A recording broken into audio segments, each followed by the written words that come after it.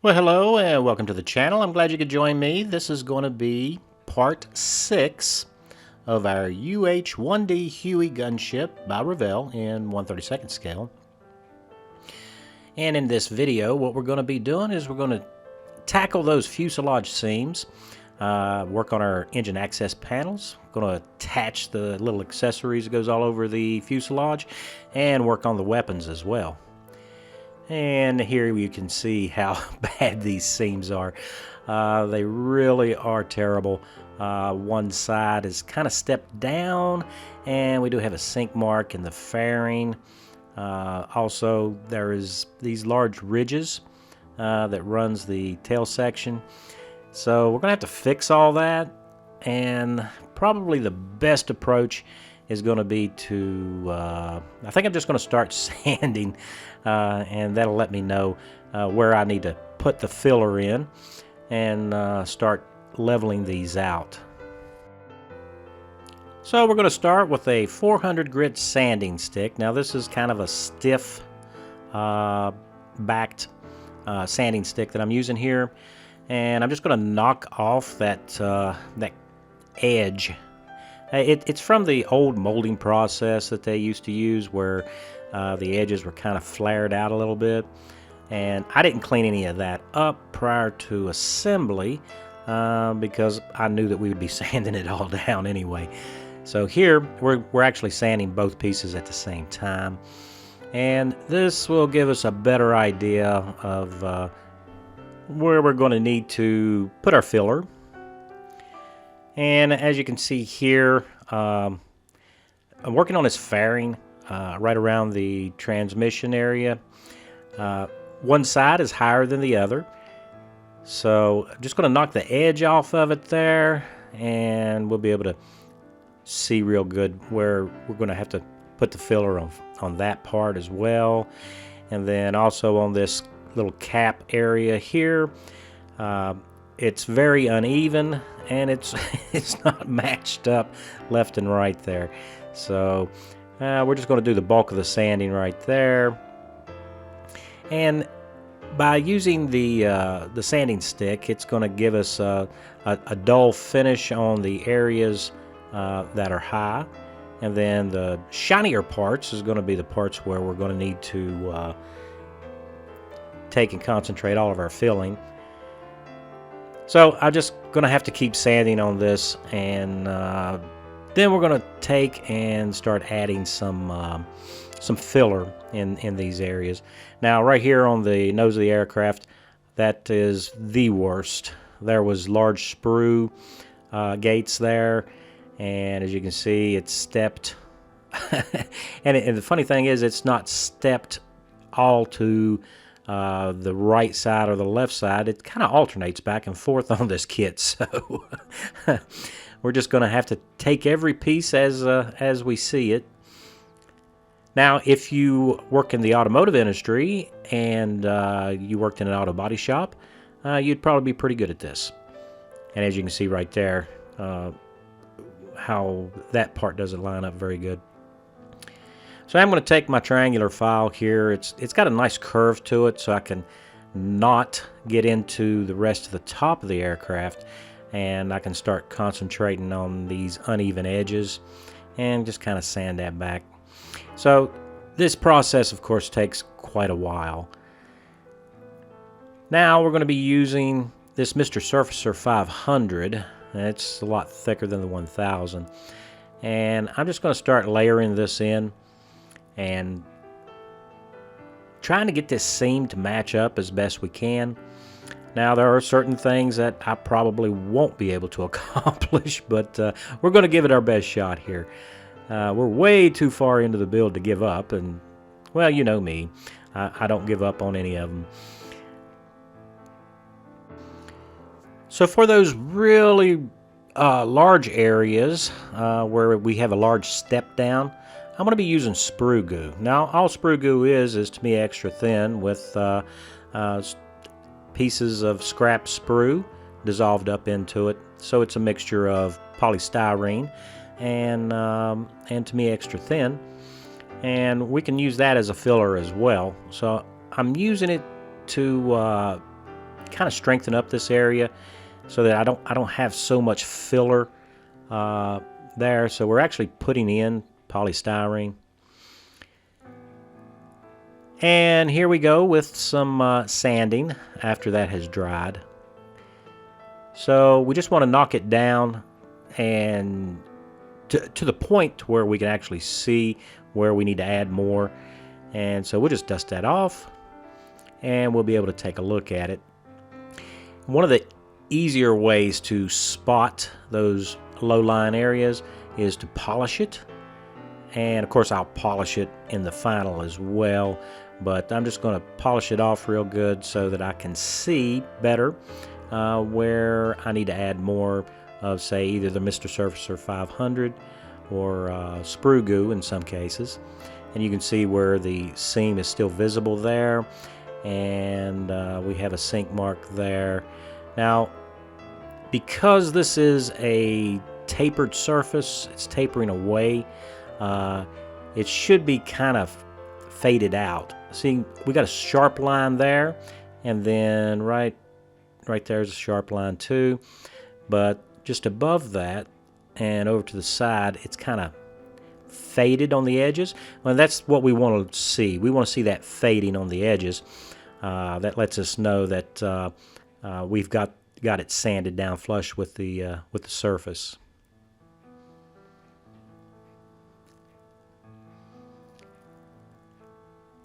And of course, we're just going to keep working. As you can see, there's a lot of filler on the tail section here.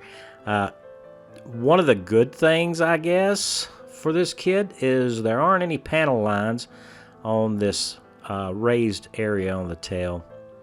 So while we're waiting for all that stuff to dry, after another application and more sanding, of course, we're going to work on these engine covers. They are molded in with the grills already in them, and they do have a little bit of detail that they molded onto it, which is okay. But I went to my spares box and I found some of this screen that was left over from the bustle rack on the Merkava project that I did several months back, and there's plenty of it to actually put some of these screen vents in. So I think what we're going to do is we'll take and we will cut out the molded in ones and just go ahead and put screen in for there. So we're just going to follow along and get rid of these center sections here right up to the actual framing of the screened area. So we need to prepare the surfaces first, and I'm going to start working on the back side. We have these large ejector pin marks here that are standing proud of the surface. So we'll just file that down, and also there's a part number on the back of it too, and we'll just smooth all that out. I don't want any of that to get in the way with the screen actually setting in place, so we'll fix that first. And next we need to remove these center sections. So we're going to do that by drilling holes out around the periphery of that area we want to remove. We just want to be very careful not to get into the part that we want to keep. So we're just into the screened area here, and I am going to drill a pilot hole because I was having a hard time getting it started with a larger bit, and then I'll just open that up a little bit. So the objective here is to have this hole large enough that I can get one side of the tip of my flush cut sprue cutters in there. And you can see right here, that's what I'm doing. So I am cutting this at about a 45-degree angle. I don't want to put pressure on the bottom section, which is kind of thin. I wouldn't want to break that. And we'll just go around it, cutting out all those holes. We're just connecting the holes there. And that'll allow us to pop that center section right out. So we do need to be really careful because Revell didn't put any extra engine covers in there for us. So we're trying not to mess this up. So I am pressing this down onto the mat for stability, and then I just use the hobby knife to clean up the little rough edges there. And then we'll be able to go ahead and use our file, and with the file we can start working it down towards that edge, molded edge, where that molded in screen stops. And you just got to take your time with this, guys. You just really work it a little bit at a time, and you just want to make sure that you don't get into the part that you want to save. Okay. Now, since these openings do have rounded corners, we're going to use a round file to get in there and get it really close to the edge, right where we want it. We'll just file that down. So I find I have a lot more control over my hobby knife than I do a file, and so this is the age-old method of removing polystyrene, is by using the edge of the knife and to scrape. And the good thing about this is that it doesn't leave any fuzzy edges for you to have to try to look for that guideline where you want the opening to stop. So we can just scrape that down with a lot of control here. And as you can see here, we can get it really close, right down against that little relieved edge there. So that's good. I like that. So with those panels cut out, all we need to do is orient our screen correctly. Now, it needs to be set up where we have diamonds instead of squares. So we want to get that orientation correct. So all we got to do now is cut out that screen so that it'll fit over the back side here. And I did think about thinning these out, but I just couldn't figure out a good way to do it with those compound curves, so I decided not to approach it that way. Here you can see one that's been fully cut out, and then the other one with the old molded screens in place. So now with our new screens trimmed to fit, and I use CA glue to glue them into place. Now, I didn't film that because my hands was all in the way. You couldn't see what I was doing anyway. But it's really easy, straightforward, and I think it gives a really good look. We should be able to see the engine through these panels. And also, there will be light that we'll be able to catch from the other side, because we're going to cut the ones out on the opposite side. So that should give us an extra dimension here to the model. I think it's going to look pretty good. All right, back to the fuselage, and you can really see how much of the areas that we had to fill. Now, there is that texture on the top that we're not going to be able to save, so we're going to use Mr. Surfacer 500 there, and we're going to cover that up. So what I've done is I've gone in with some mask tape here and just masked off that area, and that should be like an anti-slip. The Revell had taken and they molded that in. It's like a little diamond textured surface, but we're not going to be able to save that because of all the filling and the uneven seams. So we're just going to cover everything with Mr. Surfacer 500. And I do go in and have to get a bigger brush because the one I selected was much too small for the area that we need to do. So we're just going to outline around the parts that we don't need to cover. And we'll just fill it all in with Mr. Surfacer. And we are going to put 2 coats of this on. You need to let that first coat dry really good before you put on your second coat. And we just want to make sure that we fill in all of that molded in detail. It's really fine, so it shouldn't be a real big issue. And if I do this right, it should look pretty good, hopefully. So we do put a second coat on this thing. So you don't have to wait for the second coat to fully dry, but we're going to be using Mr. Color Leveling Thinner here. And I've got a little bit in a container. And the brush I'm using is a really small stenciling brush. It has really thick, stiff bristles on it. And with that 2 coats of Mr. Surfacer on there, it should be thick enough to get a texture going here.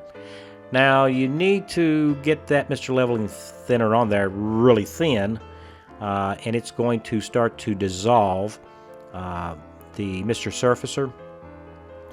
But the added benefit is, as that sets off and starts to dry, it's going to get tacky, and that's going to allow us with our thick bristle brush to actually texture the surface.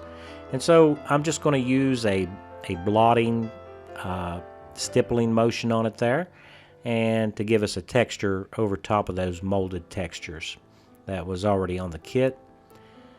Now once that dries, I do go around the edge of this mask tape with my hobby knife, just to make sure that when I pull the mask tape off, that I have a real fine cut line, and I don't take the Mr. Surfacer off as well. And then we can just go ahead and remove all of that tape. I feel that we're done with that part. So now we can start attaching some all of our little accessories. Here we're going to start with our landing skids. And if you remember from the very first video, we had to do some straightening on these. Now they're not perfectly straight still. However, by gluing these into place one mounting bracket at a time, we can get everything lined up just like we need it. And we can go ahead and start attaching their scoops. So there are 4 vents, vent scoops I should say, on the top of our Huey. And just a little bit of sanding. There's very little flash on these, so it's not that big of a deal. Just want to make sure that you get them in position. And there are these little molded in lines where these are supposed to sit. There are no locator pins, so you just kind of get it set right where it's supposed to go, and just barely touch the edge of it with your Tamiya Extra Thin. And if it moves on you, you need to adjust it right away. So here we're going to work on our elevators. So as with most things in this kit, these have these tabs that needs to set into the fuselage. However, there's a lot of play in them, and we need our elevators to be horizontal to the ground. So I'm putting in a 0.25 millimeter strip as a spacer on the bottom side of the tab to take up that extra space. And once our glue has that secured in place, we can just trim it to length so it doesn't stick too far in, and then we'll be ready to go. As with a lot of things on this kit, sometimes you have to do things to get the result that you want, and I'm fine with that. As you can see here, I put 2 strips on both of those tabs, and then we can just press them into place. Now when it comes to your elevators, they're not supposed to be all the way up against the tail section, because these are movable parts and they wouldn't scratch back and forth. They need freedom of movement, so a little gap there is necessary. So now to step 9, we've chosen 13. That's the bottom right hand corner there. And so we're going to move on to 13. That is the weapons package that I'm going to put on our Huey Gunship. Now we need to start working on our weapons. And yeah, more filling, more sanding. This arm that holds both our miniguns and also the rocket pods. Does have a prominent seam that needs to be filled and sanded and buffed out, of course. And we're going to use the exact same process that we used on the fuselage, and just need to get that filled really good, because these seams are on the top and bottom, and of course on the very top you're going to be able to see that rather prominently. So we want to get those halves matched up as well as we can. And that's pretty indicative of this entire kit. This is not exactly an after build review, but I would say that this is not the kit that you want if you don't like doing a lot of sanding and a lot of filling. But it is a kit that can challenge you and give you the opportunity to expand your model building technique. Now here you can see how uneven the molding was on the ends of our rocket launchers here. So same thing here, we're just going to start off with the 400 grit and sand that down and then get progressively finer. There's plenty of plastic here to sand on, so you don't have to really worry about that. You don't have to worry about it being too thin and coming through. But you need to take and dress those seams up. I really want these to look as good as we can get them. And then, of course, we're going to need to straighten up and square up the ends. Now, if that's not perfectly square, then the little detail ends, especially on the front, where it has the tips of our rockets sticking out, it's not going to look right. So I like to turn a round object and sand it, and then turn it again and sand it and turn it again. And that gives me the ability to actually be able to get it square easier. And here you can see we've already cleaned up and put the bracket on top of it, and we've attached the end pieces as well. And that doesn't look too bad. A lot of sanding to get here, but you know, it's polystyrene. It sands down rather readily. And of course, for our Gatling guns, we have the same terrible fit. And a lot of filler and a lot of sanding for that. And I also added the mounts right onto the airframe. The rest of the parts we will paint up separately. And we also have our antennas in place and our pitot tube.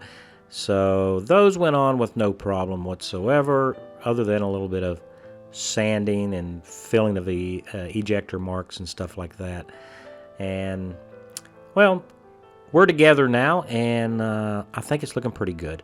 Especially these engine covers. I'm kind of proud of those. Those look really good. I'm glad that I had that screen in the spares box. And as you can see here, our elevators, they look really nice as well. So adding a little spacer to those and getting those to fit tight worked out really good.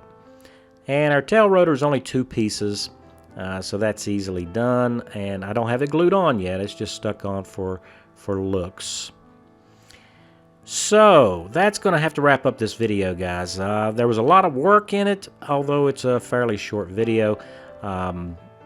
But a lot of waiting on stuff to dry and just sanding and refilling, and that's kind of been the theme here. So I really appreciate you watching. Now, if you're new to the channel and you're not a subscriber, I hope that I earned your subscription today. And you don't want to forget to hit that notification bell, because you're going to really want to see how this build turns out. That much I'm sure. And our next video is going to be painting. So special thanks to all of my subscribers. It's because of you guys that I continue to make these videos, for you to enjoy and for you to decide whether or not maybe you want to tackle a kit like this. I really think that these old kits, though, really help us keep our modeling skills sharp. So guys, till next time, you stay safe.